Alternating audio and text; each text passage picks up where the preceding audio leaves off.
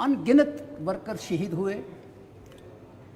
अब चूँकि 10 साल से यहाँ जो गवर्नमेंट थी वो 10 साल के बाद चुनाव हुए, 5-6 साल से तो प्रेसिडेंट्स रूल के तहत चल रहा था सिस्टम।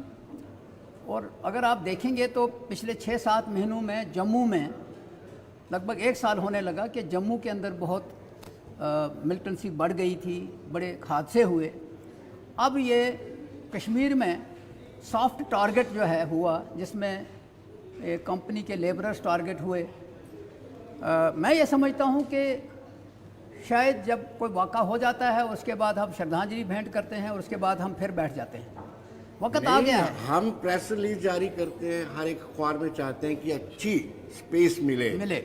हमने परिवार के प्रति सांत्वना व्यक्त की है, हम चिंतन कर रहे हैं। शायद मैं समझता हूँ कि हमको एक सीरियस फैसले लेने हैं, और सीरियस फैसला ये है कि गवर्नमेंट में कभी कभी क्या होता है कि बयानात आते हैं कि जनाब मिलिटेंसी ख़त्म हो गई, जनाब ये आखिरी हदें फलांग रही है, आखिरी कुछ 100 हो गए, कोई 150 हो गया, कुछ इस तरह हो गया। लास्ट टाइम कहा गया था 80 है। हाँ, 80 अभी है। 80 बचे हैं। अच्छा, अब मसला ये है कि शायद वक्त आ गया है कि हम उनको ना गिने, हम ये देखें कि कहाँ हमें कमज़ोरी हो रही है। ये जो सोनामर्ग में ये वाक़ा हुआ है, ठंडी जगह है, और ये जो परसों ही हुकूमत ने हलफ लिया, कल तो एमएलए हलफ ले रहे थे, आज भी ले रहे हैं। और इसके साथ अगर मैं जोड़ूं तो मैं समझता हूं कि शायद ये गलत है, क्योंकि सॉफ्ट टारगेट मिलिटेंट्स का रहा है। इससे पहले भी किलिंग हुई हैं, टारगेटेड किलिंग हुई हैं, ये भी टारगेटेड है। तो इसको मुझे लगता है कि ये जो कमांड है, जॉइंट कमांड, वो बैठे, ये देखे कि किस जगह पे हम कमज़ोर हैं, कहाँ से आ रहे हैं। बशीर साहब, एक सवाल ये उठता है कि कल तक आप कहते थे कि पाकिस्तान से बातचीत होनी चाहिए, चाइना तक की बात करते थे। आज आपको एहसास हो गया कि वाकई में ये मुल्क इस लायक नहीं, इनसे बातचीत करनी चाहिए? पहली बात यह है कि फारूक साहब ने वक्तन फ़वक्तन बयानात दिए हैं, और आज जो आप कह रहे हैं, सवाल ये है कि हमसाया मुल्क है, और हाल ही में आपने देखा होगा वहाँ गए थे foreign affairs minister S Jaishankar, doctor S Jaishankar. कहीं ना कहीं जब हम बात करते थे तो हमको कहते थे एंटी नेशनल है। जब जयशंकर जी वहाँ गए, वहाँ उन्होंने बाज़ाब्ता एक सम्मेलन में स्वागत भी किया, अच्छी बात की उन्होंने। लेकिन मैं समझता हूँ कि मौजूदा माहौल में, जो मौजूदा माहौल वर्ल्ड में बन रहा है, यूक्रेन में जंग हो रही है, वहाँ गाज़ा में जंग हो रही है, और भी बहुत सी चीज़ें हो रही हैं। तो मैं समझता हूँ कि अगर इसको हम उसी नज़र से देखें, कन्फ्लिक्ट किसी चीज़ में नहीं है, बातचीत से ही होगा। अब चूँकि अगर इस तरह की सिचुएशन है जहाँ फारूक साहब ने कहा है कि भाई फैसला तो लेना पड़ेगा, 35 साल हो गए, कब तक हम झुलसते रहेंगे।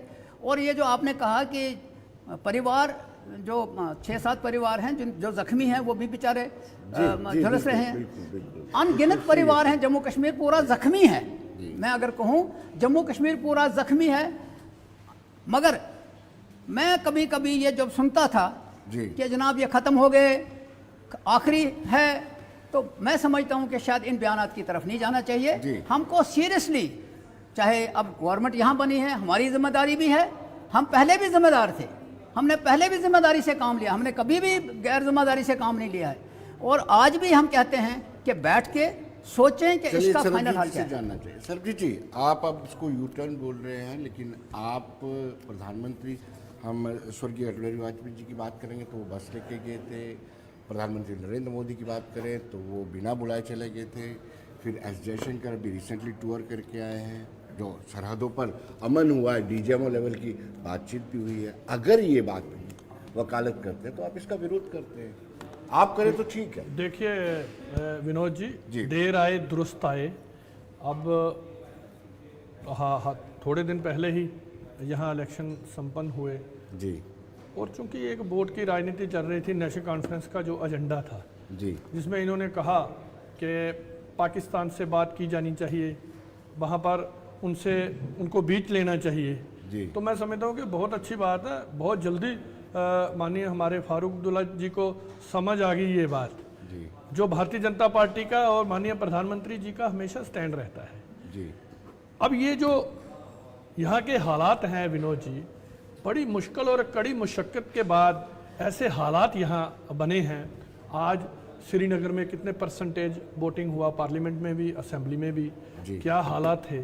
तो मैं समझता हूँ कि हम सबकी जिम्मेवारी है, ठीक है, नेशनल कॉन्फ्रेंस आज सरकार में है, इनकी जिम्मेवारी बनती है कि जैसा आज माहौल जो है भारतीय जनता पार्टी ने दिया है कश्मीर में, जम्मू में, इसको मेंटेन रखा जाए। हम तो यही कहते थे कि पाकिस्तान जो है वो हमारी पीठ पीछे खंजर घूमता है। जब भी यहाँ हालात साजगार होते हैं तो वहाँ से जो मिलिटेंट हैं, वहाँ से जो आतंकवादी हैं, उनको भेजता है। और हमारे आज मैं कह रहा हूँ कि पूरा जम्मू कश्मीर जख्मी है।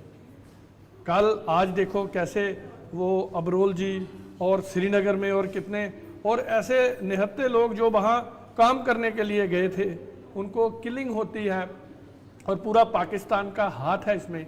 और इनको भी सोचना चाहिए कि पाकिस्तान से बात, जब भी हम बात करने गए तभी हालात ऐसे खराब हुए। आज इतने अच्छे माहौल में माननीय प्रधानमंत्री जी का जो एक बड़ा चेहरा है उनके सामने है, उनको मालूम है कि आज अगर हम गोली चलाएंगे बॉर्डर पे, ऐसे वो हमारे पीठ पीछे ऐसे वार करते रहेंगे, प्रॉक्सी वार जिसको कहते हैं, ताकि यहाँ के हालात खराब रहें। और मेरा नेशनल कॉन्फ्रेंस से यही है, कांग्रेस से भी, कि यहाँ देश का बात आती है, यहाँ नेशनलिटी की बात आती है, वहाँ इनको साथ देना चाहिए। ये हमेशा पाकिस्तान की बात करते हैं, हमेशा उसके साथ बात करने की बात करते हैं। जो बात जम्मू की जनता को, जम्मू पूरे हिंदुस्तान की, भारत की 140 करोड़ जनता को ये बात हजम नहीं होती है। सबको पता है कि पिछले 40 साल से, 50 साल से कैसे जो आतंकवादी हैं वो हमारी पीठ पीछे से आते हैं और कितनी वारदातें, जम्मू में कितनी वारदातें, बसों में बम फटे, यहाँ बाजारों में बम फटे। हम 50 साल हो गया ये देखते हुए, और फिर हम उस पर यकीन करते हैं। तो ये कहाँ का हमें दिख रहा है सब कुछ। तो आज अच्छी बात है कि फारूक अब्दुल्ला का ये बयान आया, कम से कम को ये तो पता चला कि पाकिस्तान कहाँ खड़ा है। चाहते हैं दीदी। देखिए, मैं जब ये सुनता हूँ, 10 साल से तो हम हुकूमत से बाहर थे, अभी जुमा 8 दिन नहीं हुए कि हम वापस आए, लोगों का मैंडेट आया, इलेक्शन कैंपेन हुआ, क्या हुआ, कैसे हुआ, इलेक्शन कैंपेन में बहुत कुछ कहा गया। हम कब एंटी नेशनल थे, कब नहीं हमने लड़ाई लड़ी।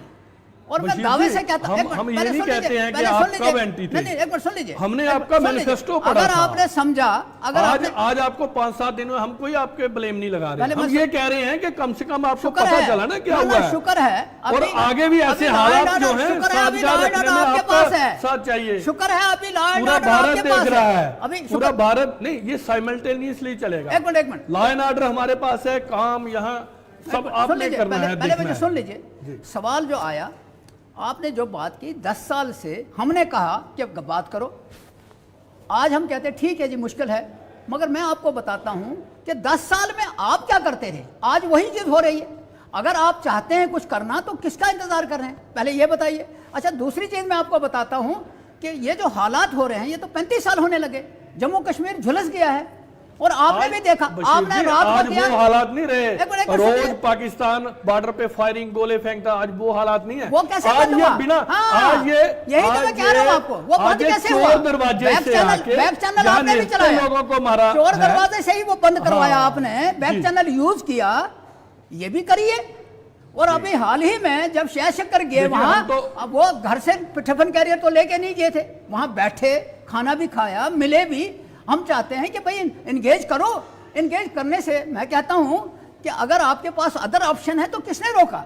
मैं दूसरी चीज कहता हूं कि हालात बिगड़ने में, मैं हर तीसरे दिन एक बयान सुनता था, डीजीपी साहब कहते थे जनाब 50 रह गए, और होम मिनिस्टर साहब कहते थे जनाब सफाया हो गया। लेकिन हर तीसरे दिन कोई ना कोई वाक़ा हो जाता है।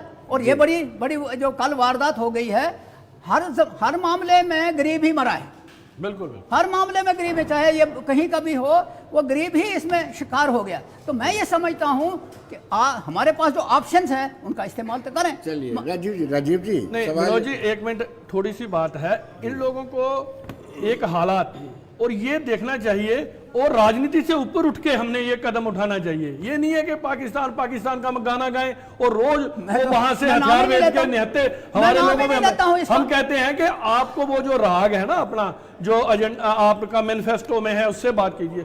कम से कम हमें उन चीजों से ऊपर उठ के आज देश हित में आज जो उसमें जरूर हमने सहयोग करना चाहिए, ना कि पाकिस्तान पाकिस्तान का जो गाना है उसको आज के बाद कम से कम बंद करना चाहिए। बड़ा ध्यान दिया, हम उसकी सराहना करते हैं। आपने अपनी बातचीत में 10 दफा नाम लिया, मैं नाम ही नहीं लेता हूं जब तक वहां से बात नहीं आ जाए। और ये बीजेपी का स्टाइल बन गया है कि पाकिस्तान पाकिस्तान करके आप इसको मत कराइए। परसों क्या हुआ है, हम क्या कह रहे हैं, परसों नेशनल कॉन्फ्रेंस ने भी कहा कि पाकिस्तान से बातचीत नहीं होनी चाहिए, तो आवाम जो करते हैं, लेकिन इन्होंने आपका मनोबल नहीं गिराया है। सोनी जी आपका बहुत अच्छा, धन्यवाद। हाँ विनोद जी, यहाँ पर कांग्रेस के प्रवक्ता ने एक बात कही कि यहाँ नोटबंदी हुई, हमसे पूछा नहीं गया ना।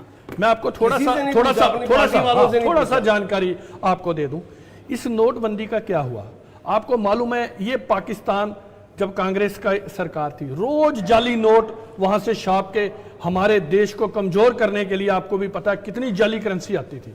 और मैं इनको जानकारी दे दूं कि नोटबंदी के बाद पाकिस्तान की पूरी कमर टूट गई है। वहां की इकॉनमी, वहां का जो स्ट्रक्चर था पूरा टूट गया, क्योंकि वो यहाँ जो जाली नोट थे यहाँ पाकिस्तान वहां से छपवा के यहाँ भिजवाता था। ये तो ओपन बात थी। ये इसमें कोई हम डिनाई नहीं कर सकते हैं। और जैसे ही नोटबंदी हुई, देख लीजिए, जैसे ही नोटबंदी हुई उसके बाद पाकिस्तान में जो पाकिस्तान की इकोनॉमिकली जो उसकी कमर टूटी है वो आज आपके सामने है। वहां अगर ट्रक गाड़ी का जाता है ना आटे का, तो लोग लूटते हैं इतनी। वहां पर आज 250-300 रुपए केजी आटा बिक रहा है। वहां चावल, वहां के हालात का पता करो। और ये इस वीडियो में आपकी क्या राय है, कमेंट बॉक्स में जरूर बताएं। अगर नए तो मेरे चैनल को सब्सक्राइब करें।